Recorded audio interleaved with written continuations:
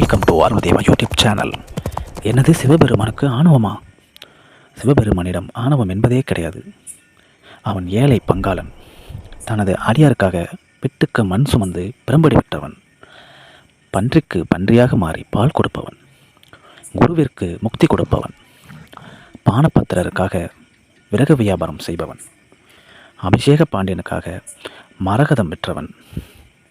தன்னை பக்தியோடு வேண்டிக் கொன்ற ஏழை பெண்ணுக்கு தன் கையாலேயே வளையல் மாட்டி விட்டவன். இவ்வளவு எளிமையானவன் நம் பரம்பொருள் சிவபெருமானபத்திரருக்காக அவனிடம் ஆணவம் என்பதே கிடையாது.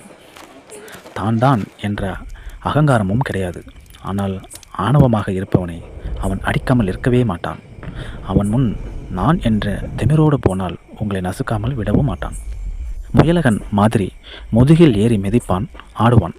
ஏனென்றால் அந்த முயலகன் ஆணவத்திற்கான அறிகுறி. எனவே அன்பர்களே, நான் செய்த தவறுகளை மன்னித்து வரவிருக்கும் 2026 புதிய வருடத்தில் எனக்கு துணையாக நிற்க வேண்டும் இறைவா என்று சரணாகதி அடையுங்கள். மேலும் பதிவுகளுக்கு